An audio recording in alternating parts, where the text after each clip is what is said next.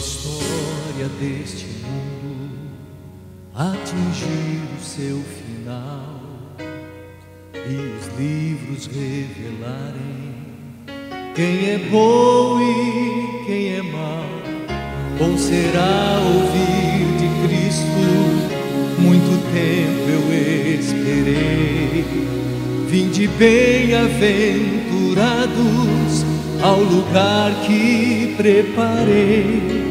Cristo abraça junto ao trono incontável multidão, toda tribo, povo e língua, toda terra e nação, com poder e majestade os recebe em sua glória. Dá a eles nova vida, novo reino, nova história. Com os olhos nas promessas antevemos nosso lar. Nova vida em Jesus Cristo já podemos celebrar. A vitória já é nossa, a batalha terminou. Aleluia ao Deus eterno, a vida eterna começou.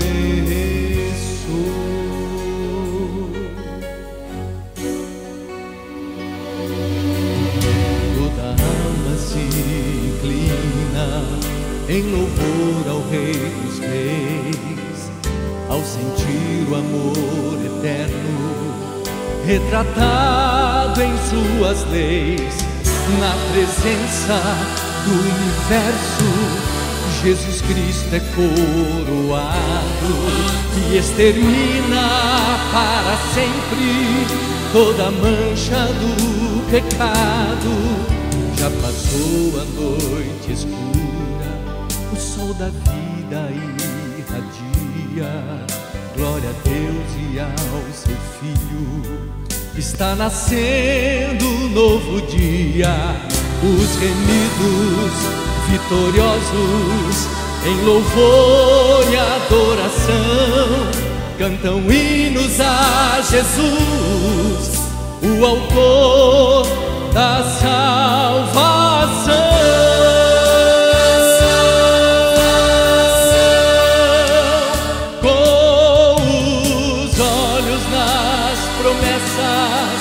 Antevemos nosso lar.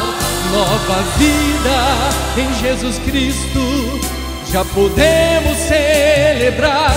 A vitória já é nossa, a batalha terminou. Aleluia ao Deus eterno, a vida eterna começou. Todo mal já ficou pra trás. Reina alegria para sempre, pra sempre. Com os olhos nas promessas antevemos nosso lar. Nova vida em Jesus Cristo já podemos celebrar. A vitória já é nossa, a batalha terminou. Aleluia ao Deus eterno, a vida eterna começou.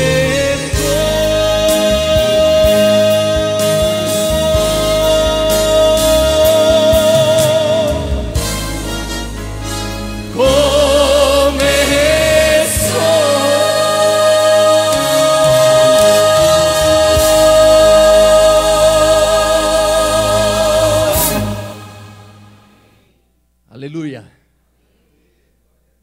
Nós somos tão felizes por termos essa esperança, não é? Os nossos olhos e a nossa alma precisariam ser iluminadas dia a dia, momento a momento, com essa esperança da volta do Senhor Jesus. Louvado e engrandecido seja o nome dele. Quero dizer que é um privilégio voltar aqui à nossa querida igreja da Vila Matilde. Eu tenho a honra e o prazer de apresentar o pregador dessa manhã, o pastor Marcos Bonfim.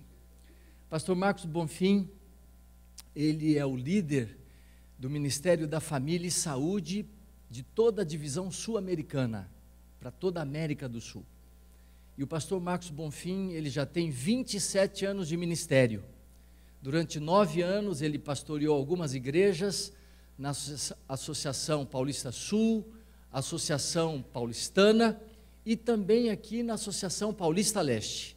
Só que eu não vou dizer as igrejas das quais ele foi pastor aqui. E então, durante 18 anos, ele tem trabalhado no Ministério da Família, de Mordomia Cristã, de Comunicação, e ele fez pós-graduação em terapia familiar sistêmica, ou seja, ele é um especialista na área de família. E falando em família, ele é casado com Mariluz, há 27 anos, com a mesma esposa, e tem 2 filhas, Luana e Alana, que são enfermeiras. E ele está aqui para um fim de semana especial, para falar para os casais de pastores aqui da nossa associação. E eu acredito que Vila Matilde foi brindada, foi presenteada com a presença do pastor Marcos Bonfim. Eu quero cumprimentá-lo em nome da igreja, pastor. Muito obrigado por estar aqui conosco, que Deus o abençoe, é uma honra e prazer tê-lo aqui conosco.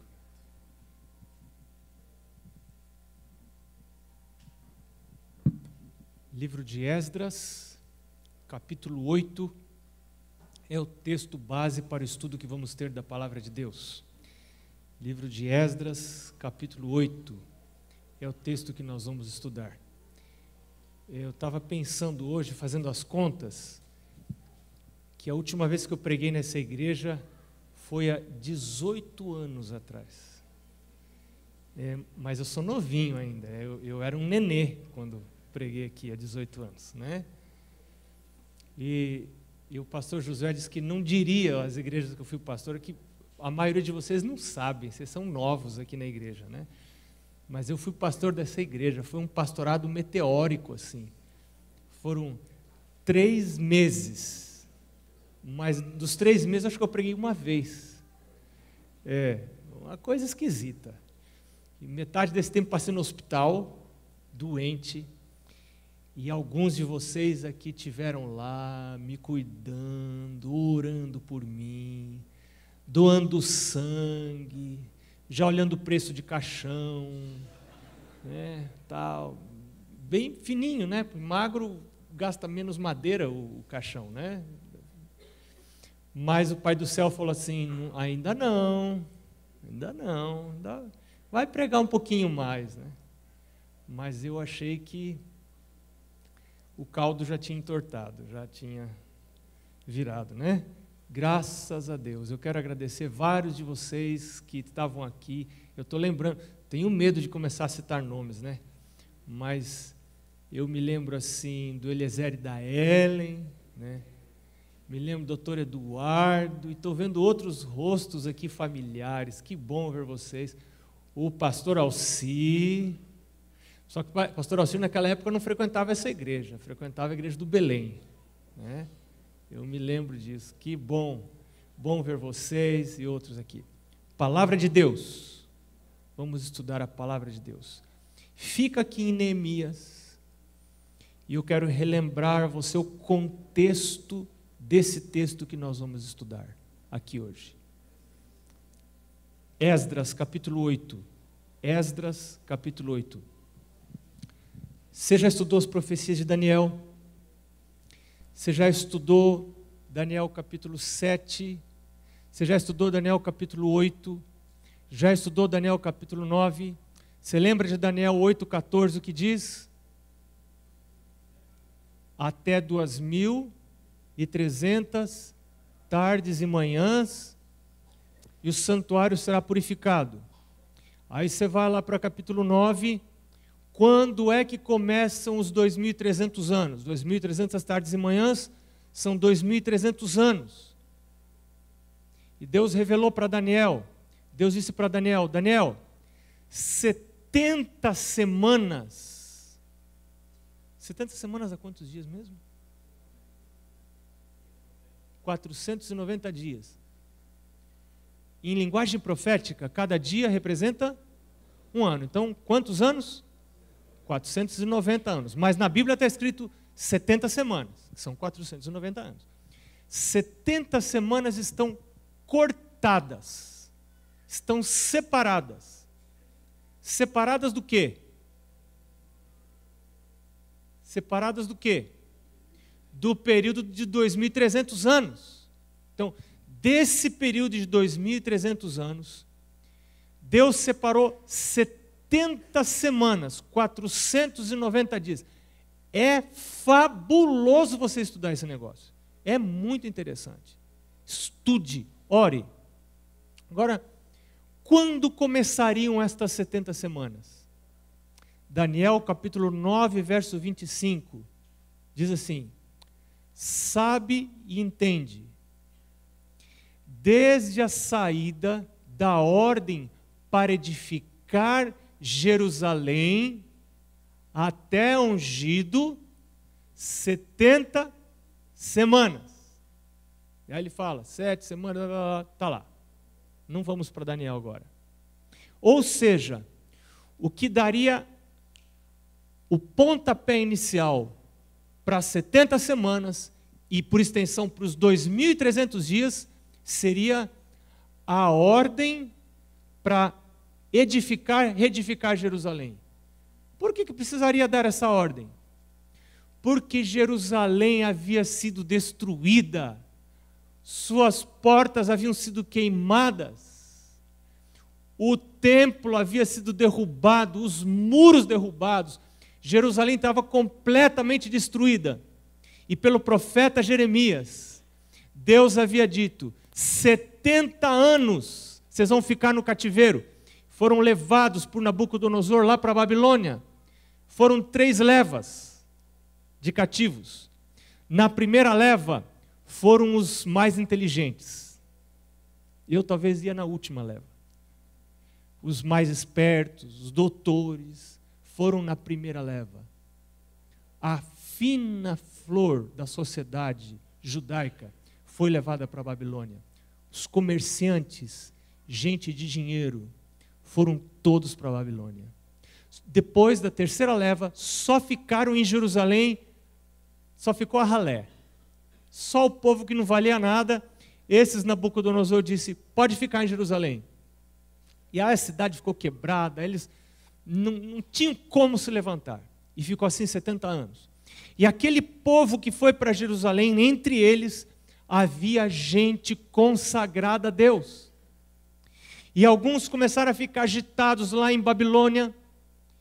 E Deus mandou, através de Jeremias e Ezequiel, mensagens para eles. E uma dessas mensagens, Deus disse, fiquem aí em Babilônia, comprem casas, habitem nelas, criem seus filhos, morem aí em Babilônia e orem pelo bem de Babilônia.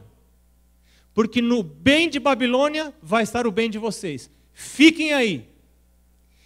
E judeu não é bobo, você sabe disso, né? Você sabe que até hoje os judeus controlam as finanças do mundo. Os grandes bancos, os grandes conglomerados financeiros estão nas mãos dos judeus. Eles são muito espertos para lidar com ouro, com dinheiro, com coisas, com bens materiais. E eles foram para a Babilônia e ali em Babilônia prosperaram, viviam bem. Daniel estava lá em Babilônia. Daniel, por um grande período, foi uma pessoa muito influente. Muitos judeus subiram na vida por influência de Daniel, estiveram muito perto da corte, perto dos governantes, tanto no Império Babilônico, como depois, quando Ciro tomou Babilônia, no Império Medo-Persa, eles estavam ali. Mas Deus havia dito, 70 anos, e vocês vão voltar para Jerusalém. E Jerusalém vai ser reedificada. Isso nunca acontecia. Era uma coisa impossível. E aí algum grupo de pessoas começa a orar pela restauração de Jerusalém, porque estudando as profecias, e Daniel foi um deles, Daniel começou a estudar as profecias, e Daniel viu que estava perto de completar os 70 anos, estava perto de Deus cumprir a promessa. Foi o estudo das profecias, o estudo da mensagem profética, a atenção aos escritos dos profetas, que levou o povo ao reavivamento. Você quer reavivamento, você tem que buscar os profetas. Você tem que ler o que os profetas têm escrito, o que Deus tem falado. Se você lê o que Deus fala, vem reavivamento na sua casa, na sua família. E eles então começaram a estudar e viram que estava perto da hora de voltar para Jerusalém. E oraram, e Daniel faz uma oração bonita no capítulo 9 de Daniel. Não foi só Daniel que orou, Esdras orou, Neemias orou. E eles começaram a não só orar, mas trabalhar, fazer amizades com os governantes, com Ciro, com Dario, e por fim Artaxerxes. Foram os 3 editos, os 3 decretos para reconstruir. Os 2 primeiros decretos foram decretos para reconstruir o templo. Lá Daniel 9:25 diz que as 2.300 anos começam com o decreto para reconstruir Jerusalém. Mas tiveram 3 decretos, em 3 datas diferentes. Qual desses 3 você escolhe pela Bíblia? O decreto de Ciro, o decreto de Dario ou o decreto de Artaxerxes? Se você estuda o livro que nós estamos todos no mundo inteiro estudando essa semana, que é o livro de Esdras, no programa Reavivados por Sua Palavra, hoje nós estamos no capítulo 8, que é o capítulo que nós vamos estudar agora, de manhã. Você vai descobrir que os 2 primeiros decretos, o decreto de Ciro e o decreto de Dario, falavam da construção do templo. Mas agora, quando você chega no capítulo 7, que não vamos estudar hoje, de Esdras, você vê Artaxerxes agora dizendo para Esdras: vá para Jerusalém, Esdras, e você vai ter dinheiro para reconstruir o templo, e não só dinheiro para adorar a Deus, o que sobrar você use no que precisar. Esdras não era bobo, e Esdras pensou assim: eu vou reconstruir os muros, eu vou reconstruir Jerusalém. E Artaxerxes ainda diz o seguinte, lá no final do capítulo 7 de Esdras, Artaxerxes diz assim: vá para Jerusalém, Esdras, e constitua juízes, governadores, você é um homem sábio, você é inteligente, escolha pessoas para governar a cidade. Ou seja, Artaxerxes deu uma certa autonomia política, econômica e espiritual, porque havia liderança espiritual ali, para Jerusalém. Jerusalém voltou a funcionar como um polo regional, não nos 2 decretos anteriores, mas no decreto de Artaxerxes. E é por isso que a gente escolhe, é correto escolher o decreto de Artaxerxes em 457 a.C., como o início das 70 semanas e o início dos 2.300 anos. São 69 semanas e na última semana, 7 anos. Uma semana, quantos anos? 7 anos. No meio dessa semana, meio de 7, quanto que é? 3,5. Então, 3 anos e meio antes do final do período das 70 semanas, diz que seria morto ungido. Quem que é ungido? Jesus. Então, se você começa a contar 457 a.C., 490 anos, aí você volta 3 anos e meio, é a morte de Jesus. Certinho!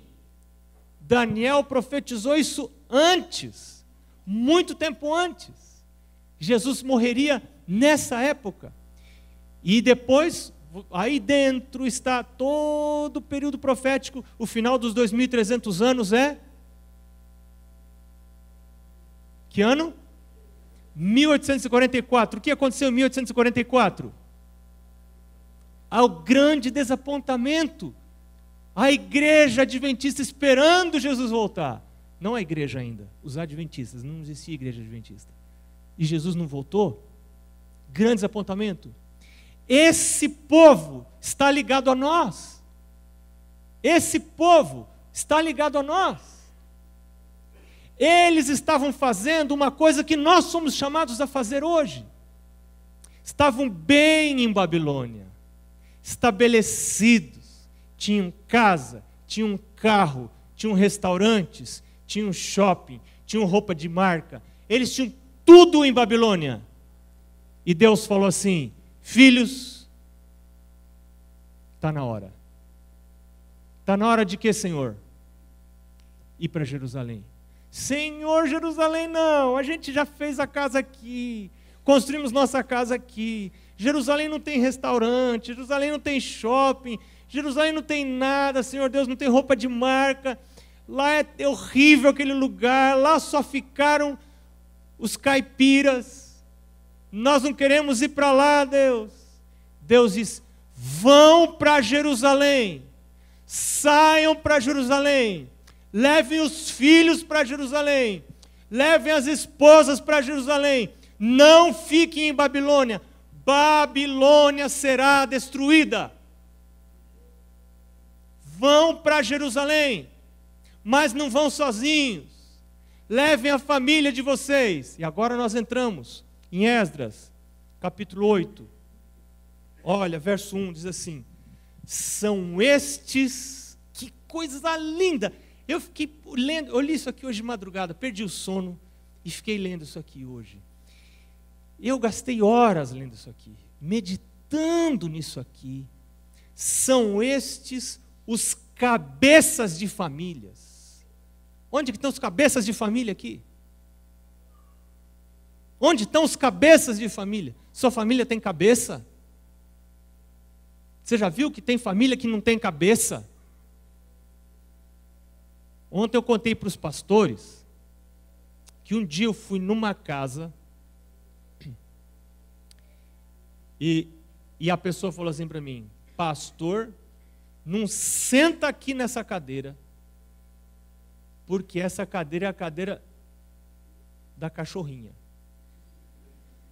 E eu estava já quase sentando, eu estava já com meia perna dobrada para sentar. E a cachorrinha...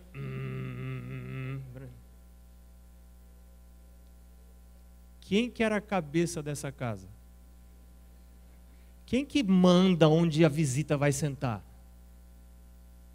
Não é meu cachorro que manda onde a visita vai sentar. Tá certo? Não é meu filho, não é minha filha que diz onde a visita vai sentar. Uma família tem que ter cabeça. Tem que ter direção. E é adulto que dá as ordens dentro de uma casa. É adulto que diz para onde a casa vai. É adulto que diz que hora que apaga a luz. É adulto que diz até que horas oficialmente fica a internet funcionando. A gente tem que ter um horário oficial. Ah, pastor, mas hoje todo mundo está dizendo... Não importa, você tem que ter um horário oficial. E o horário oficial tem que funcionar para você também. Para o pai e para a mãe, não é só para filho. É para o pai e para a mãe. Mas é o pai e a mãe que diz que tipo de comida entra na geladeira em casa, não entra na geladeira em casa. É o pai e a mãe que diz que tipo de música entra em casa, que tipo de música não entra em casa. Que tipo de filme entra em casa, que tipo de filme não entra em casa. Pai e mãe que diz isso. Porque a cultura de Babilônia é muito forte. E a cultura de Babilônia quer nos ligar à Babilônia. E quer nos impedir de sair na jornada para Jerusalém. E aqui Deus, na sua sabedoria, achou importante registrar o nome dos cabeças das famílias que subiram com Esdras de Babilônia no reinado de Artaxerxes. Você sabe que ano era isso aqui? Que ano que foi isso aqui? 457 anos antes de Cristo.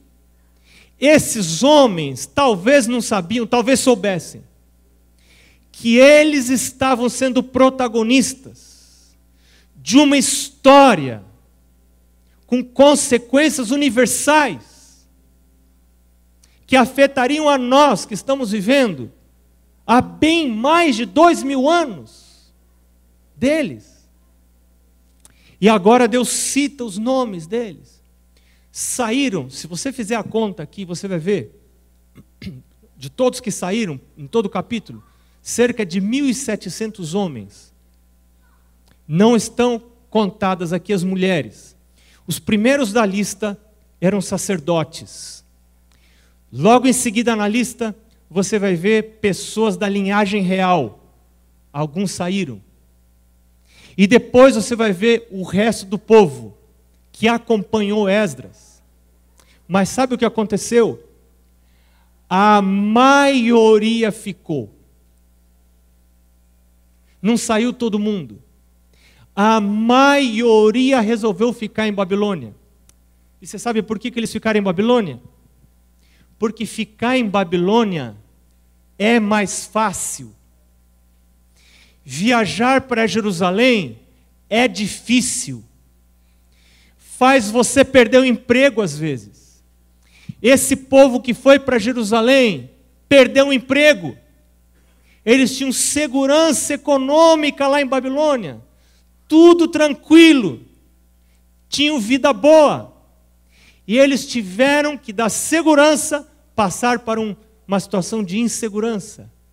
Viajar por um caminho desconhecido, sujeitos a serem atacados. E você vê na história aqui que Esdras resolveu fazer uma coisa. Esdras reuniu o povo no início da jornada. Ele diz ali, verso 21. Então apreguei, primeiro verso 15, diz assim: ajuntei-os perto do rio que corre para Ava, onde ficamos acampados 3 dias. Passando revista ao povo e aos sacerdotes, não tendo achado nenhum dos filhos de Levi, enviei Eliezer, Ariel, Semaías, Eunatã, Jaribe, e citou os nomes que eram sábios. E o verso 17, enviei-os a Ido, chefe em Casifia, e lhes dei expressamente as palavras que deveriam dizer a Ido e aos servidores do templo, seus irmãos em Casifia, para nos trazerem ministros para a casa do nosso Deus. Para que eles estavam indo para Jerusalém? Para que eles estavam indo em Jerusalém? Para o judeu, a adoração só podia ocorrer no templo. Em Babilônia não havia templo, havia sinagoga, mas não havia templo. Eles queriam ir adorar ao templo. E entre os servidores do templo, eles tinham sacerdotes, mas não tinham levitas. Não tinham outras pessoas que desempenhavam serviços dentro do templo, que não eram serviços dos sacerdotes. E então, Esdras manda alguns homens hábeis a irem falar com Ido e dizer para Ido: Ido, nós queremos convidar você para ir para Jerusalém. Vamos para Jerusalém, Ido. Vem comigo para Jerusalém, Ido. Vamos para Jerusalém. Vamos sair de Babilônia, Ido. E a palavra de Deus diz que eles enviaram um grupo de pessoas que resolveu ir. Verso 18. Trouxeram-nos, segundo a boa mão de Deus sobre nós, um homem sábio dos filhos de Mali, filho de Levi, filho de Israel, a saber, Serebias, com seus filhos e 18 irmãos. Aliás, irmãos, 18 ao todo. E Asabias, e com ele Jesaías, dos filhos de Merari, com seus irmãos, filhos dele, 20. Escuta, um grupo de 18 e um grupo de 20. Chega alguém, estão lá trabalhando, fazendo as coisas dele. Esdras com o grupão, 3 dias acampado lá, parado na beira do rio. Parou a viagem para Jerusalém. Por que parou? Parou por quê? Por que parou, Esdras? porque eu vou chamar mais gente para ir para Jerusalém. Foi lá chamar. Ido, precisamos de mais gente para ir para Jerusalém. Ido disse, tá bom, vai mais esse grupo aqui, 18, 20. Mas o que me chama a atenção nesses 2 versos, como que eles foram? Como que eles foram? Quem que eles levaram? Os filhos, os irmãos. Qual é o nível do seu interesse para levar seus filhos para Jerusalém? Nós estamos no tempo do fim. Jesus está voltando. Isso aqui é Babilônia. Essa igreja vai acabar. Logo não vamos mais ter igreja. Daqui a pouco nós vamos funcionar só em pequenos grupos. Quem não está habituado a pequeno grupo, vai perder o contato com a igreja. E depois disso, nem mais pequenos grupos nós não vamos ter. Nós vamos estar espalhados. Nós não vamos mais ter contato uns com os outros. Isso está perto. Jesus está voltando. Nós estamos no fim do tempo do fim. O relógio profético aponta o fim do fim. Nesse tempo, o relógio profético dizia, se completaram 70 anos, é hora de voltar de Babilônia para Jerusalém. Esses quiseram voltar. Esses quiseram voltar. E quando você decide voltar para Jerusalém, quando você decide ir para Jerusalém, você tem que desistir de Babilônia completamente. Você tem que desistir do ganha-pão que Babilônia dá para você. Você tem que estar disposto a ser sustentado pela boca do Senhor, pela palavra de Deus. Nem só de pão vive o homem, mas de toda palavra que sai da boca do Senhor. Ainda que eu perder meu emprego, ainda que eu perder meu salário, eu quero ir para Jerusalém. Você perde a comida de Babilônia. Você tem que desistir da comida de Babilônia. O povo de Babilônia come diferente do povo de Deus, do que o povo de Deus. A diferença na comida do povo de Deus para a comida do povo de Babilônia. E quando você sai de Babilônia, você perde a comida de Babilônia. E se você ama a Babilônia, e você quer ficar na comida de Babilônia, nos prazeres de Babilônia, no entretenimento de Babilônia, você não vai para Jerusalém. Porque você não quer perder Babilônia. Você não quer perder os adornos que se usam lá em Babilônia. Você quer ficar lá em Babilônia. Se o seu coração está ligado à Babilônia, você não leva a sua família para Jerusalém. Você quer ficar em Babilônia. Uma família de hoje que quer ir para Jerusalém altera completamente o seu estilo de vida. Altera todo o rumo dessa casa. Altera todo o caminhar dessa casa. Alteram as rotinas dessa casa. É alterada a hora de deitar, muda a hora de deitar, muda a hora de levantar. Uma família que está fazendo planos para ficar em Babilônia, deita para restaurar as energias para trabalhar, para ganhar dinheiro. E no outro dia acorda para ir trabalhar. Mas uma família que está indo para Jerusalém não dorme para restaurar forças para trabalhar. E nem acorda para ir trabalhar. Uma família que está indo para Jerusalém acorda para buscar a Deus. Acorda para servir a Deus. Acorda para buscar a Deus na primeira hora do dia em particular. Acorda para reunir a sua família para o culto, seus filhos, e dizer: filhos, nós estamos indo para Jerusalém. Mas o estilo de vida de Babilônia quer me afastar da comunhão com Deus, quer me afastar da ligação com Deus, quer dizer para mim: você não tem condição de fazer culto da família, é impossível. Olha a hora que você dorme, olha a hora que você acorda, veja que os horários da sua família não coincidem. Não dá para você fazer culto da família. Perca o emprego, mas não perca Jerusalém. Se você não estiver disposto a perder dinheiro, perder emprego, perder o que seja, o que for, Babilônia entra em você. E você não vai para Jerusalém. Você não segue para Jerusalém. Porque para você ir para Jerusalém, você precisa perder Babilônia. Mas se você é do tipo de crente que quer ter Babilônia e Jerusalém, você não está feliz nenhuma nem outra. Tem crente que quer estar em Babilônia, mas tem olho em Jerusalém. Tem gente que já está em Jerusalém, mas namora com Babilônia. A palavra de Deus diz: não podeis servir a dois senhores. Você precisa escolher. Hoje escolhei a quem sirvais.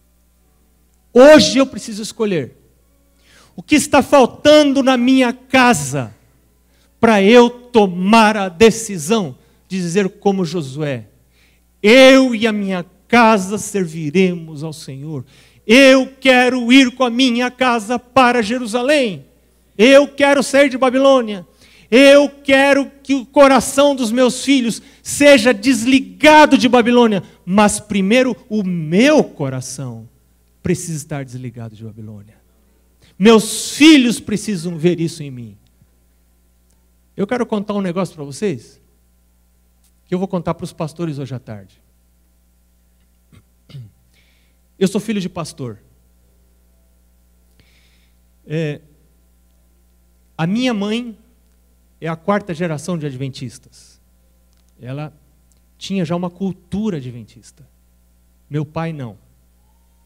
Meu pai foi o primeiro adventista da família dele.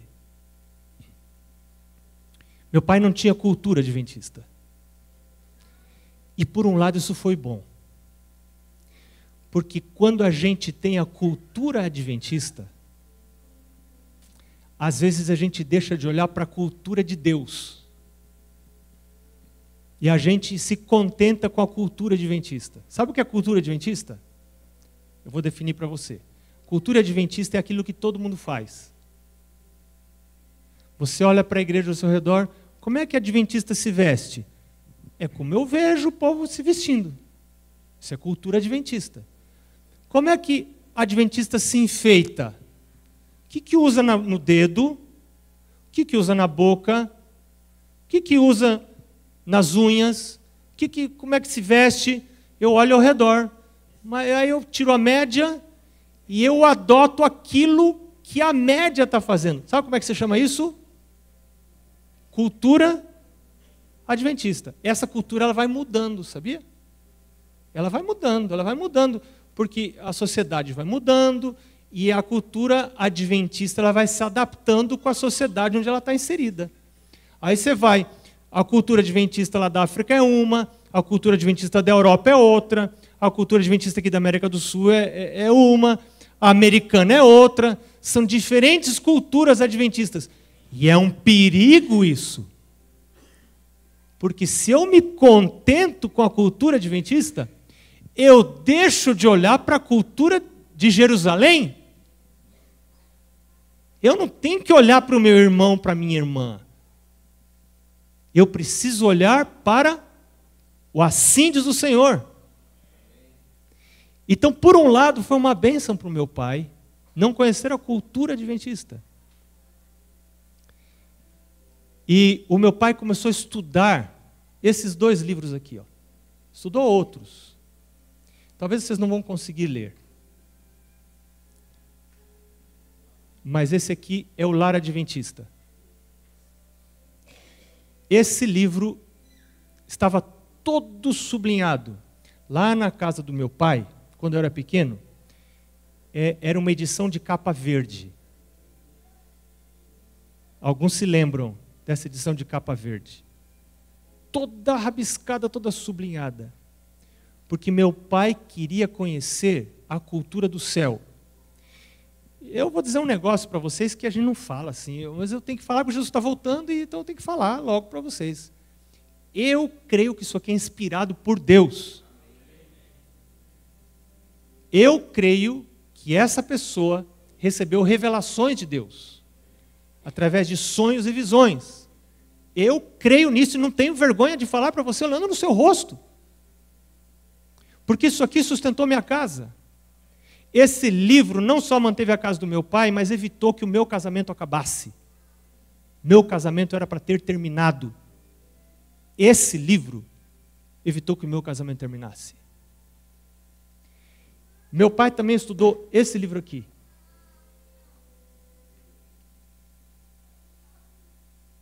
Consegue ler? Orientação lá do fundo não dá, né? Orientação da criança. Para quem que é esse livro? Esse livro é para aqueles pais que querem levar os seus filhos para Jerusalém. Se você quer tirar os seus filhos de Babilônia, levar os seus filhos para Jerusalém, e você não leu esse livro, você não está falando sério. Você está brincando. Você não está falando sério. Porque esse livro não é para qualquer pai, não é para qualquer mãe. E não é só para pai e mãe de criança, é para pai e mãe de adolescente e jovem também. Apesar do título. E não é livro, esses livros não são livros que tem figurinhas, está entendendo? Tem gente que dá uma olhada assim, deixa eu ver se tem figura. Ah, não tem figura. Não, não tem figurinha, não tem historinha, não tem ilustração. Pá, é direto. Então, não dá para você sentar e ler o livro todo num dia, não. Você tem que ir pegando, mastigando, digerindo, entendendo a cabeça de Deus. E por causa desse livro aqui, esse livro Orientação da Criança, tem um capítulo que você não encontra em nenhum outro livro, um capítulo que ensina como fazer o culto da família. É seríssimo. Por exemplo, a autora aqui, inspirada por Deus, ela diz assim, ela viajava muito pregando em muitas igrejas. E naquele tempo não tinha hotel, facilidades como a gente tem hoje.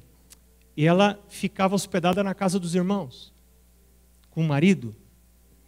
E ela disse nesse capítulo sobre o culto da família, quando eu vou em uma casa, preciso me hospedar em uma casa que não tem o culto da família, eu estremeço de medo. Ela diz, o terror se apodera de mim. E eu não ficaria um minuto sequer nesta casa. E fico por uma razão, pela esperança que eu tenho de ajudar a família a entender as coisas. A sua família é voltada para quê? Para Jerusalém ou para a Babilônia? Para onde que sua família se volta? Qual é a busca da sua família? As coisas de Babilônia ou as coisas de Jerusalém? As coisas daqui de baixo ou as coisas lá do alto, de cima? E meus pais são os dois, meu pai e minha mãe, são gaúchos. Você sabe qual é a comida principal de gaúcho? Você sabe qual é a comida típica lá do Rio Grande do Sul, da terra dos meus pais? Você sabe, né? Tem vários templos aí por aí da gastronomia, vários templos aí, lugares legais. O pessoal fala assim, vamos lá porque tem bastante salada.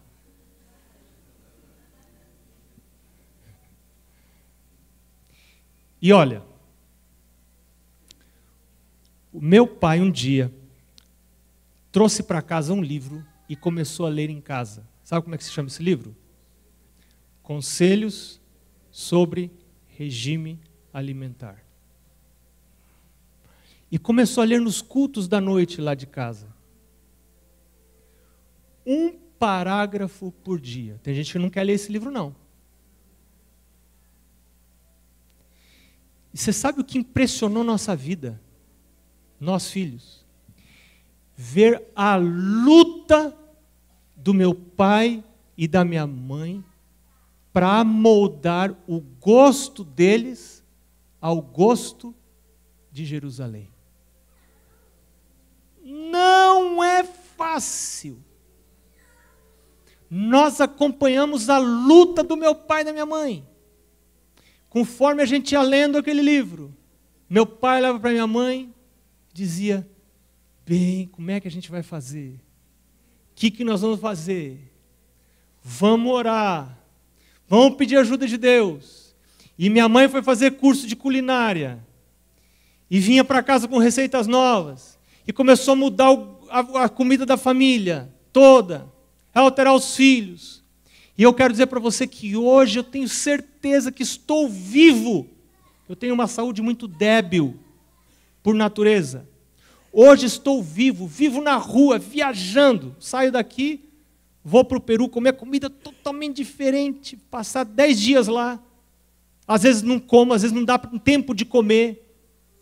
E o Senhor tem me sustentado, porque eu recebi um legado dos meus pais.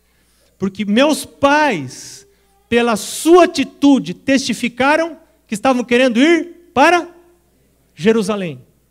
Quando você quer ir para Jerusalém, muda o estilo de vida da sua casa. Muda a comida, muda o horário de deitar. Filho, a gente precisa deitar cedo. Sabe por que precisa deitar cedo? Porque amanhã eu tenho que levantar para ter comunhão com Deus. Muda o horário de deitar. Eu tenho que ter horário para o culto da família. Eu tenho que fazer o culto da família. Ah, pastor, mas vai sobrar menos tempo. Ótimo que sobre menos tempo. Você vai ter menos tempo para as coisas de Babilônia. Porque o seu foco é buscar as coisas de Jerusalém.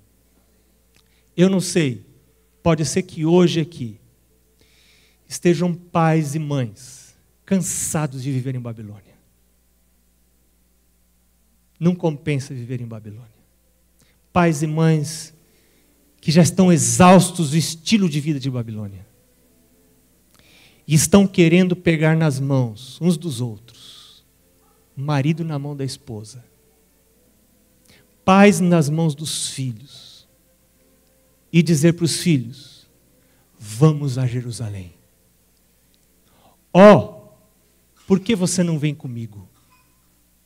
Vamos para Jerusalém, meu filho. Vamos sair daqui. Vamos sair desse lugar. Jesus está voltando. Vem, pois, tu também comigo. Meu bom amigo, vamos a Jerusalém. Nós vamos cantar o hino final, que fala sobre isso. E eu quero orar depois do hino com você. E eu quero que você cante o hino já de mão dada. Dê as mãos para a sua família que está aqui. E se a sua família não está aqui, a minha não está aqui. Dê as mãos virtualmente pela oração. Vamos cantar?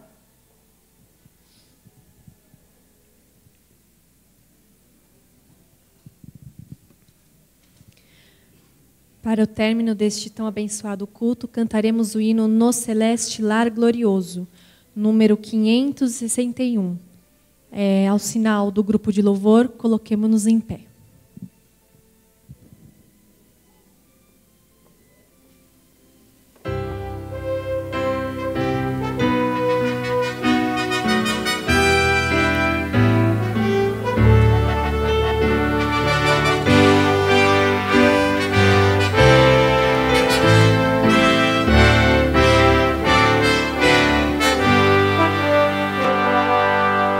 No celeste lar glorioso,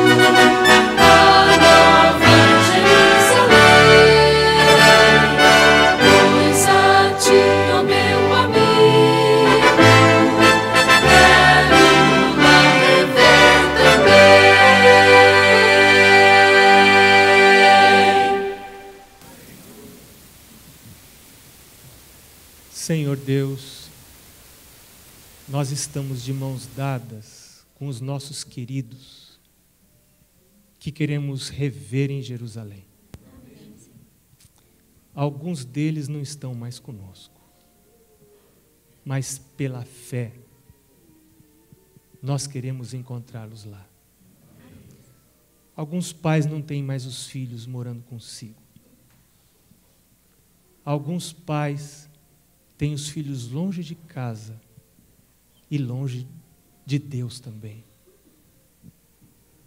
Mas pela fé estão alcançando as mãos desses filhos agora e colocando-os diante do teu altar e pedindo ao Senhor: Pai, ajuda-me a convidar esses filhos. Eu quero ir com eles para Jerusalém. Me ajuda, meu Deus. Eu agora oro pelas minhas 2 filhas, pela Lana, pela Luana. Oro pela minha esposa, Mariluz. Cada pai aqui vai orar agora pelos seus filhos.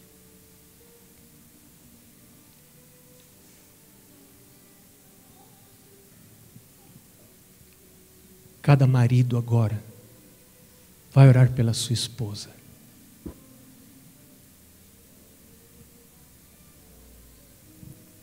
Cada esposa vai apresentar o seu marido ao Senhor. E também os seus filhos. Que essas orações sejam como as orações de Jó, que todos os dias orava pelos filhos. Pai, existem pessoas aqui que querem pedir um milagre na sua casa, precisam de milagre. Precisam de ajuda até para começar. Opera milagres. O Senhor é o Deus de milagres. O Senhor fez milagres para criar o universo. E o Senhor continua fazendo milagres para sustentar o universo. Então cria coisas que não existem na nossa casa. E sustenta as coisas que já existem. Entregamos nossa casa ao Senhor. Mas ainda não vamos parar de falar com o Senhor, porque precisamos pedir ajuda para fazer o culto da família, Deus. Teu inimigo não quer que a gente faça de manhã e à noite 5 minutos. Nos ajuda, Deus. Queremos que nossa casa seja uma igreja, um templo, uma vereda de caminhada para Jerusalém. Amém. Nós pedimos isto e agradecemos em nome de Jesus. Amém, Senhor.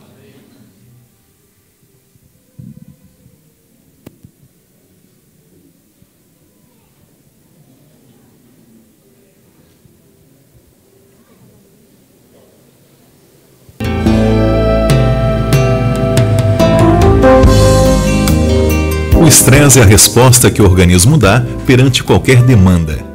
Muitos identificam o estresse como um estado de forte tensão psicológica ou fisiológica. Isso é correto em parte. Mas vamos dizer que os componentes do estresse são uma demanda, um organismo que responde de diversas maneiras e uma resposta que tem diversas características, segundo o indivíduo que responde. As circunstâncias da vida são fatores estressantes que nos afetam de alguma forma, pois nos emocionam, nos agridem e nos causam desgaste. Eles têm uma forte influência como agentes de pressão ou frustração. Pode ser uma grande emoção, uma situação afetiva, as demandas econômicas ou as lutas diárias pela sobrevivência. Às vezes o fator estressante parece de maneira aguda e de duração curta, como um despertador. Em outras vezes a sua intensidade não é muita, mas a persistência de sua ação é mantida, como contrair uma dívida ou um problema de relacionamento. Essas diferenças também se acentuam porque a capacidade de reação é diferente em cada indivíduo, embora diante de uma mesma demanda. Mas além de definir qualquer estratégia terapêutica para restaurar a pessoa que padece diante dessas situações de estresse, vamos ouvir e aceitar o convite de Jesus. Vinde a mim, todos os que estáis cansados e oprimidos, e eu vos aliviarei. Somente em Cristo podemos achar o real descanso para as nossas aflições.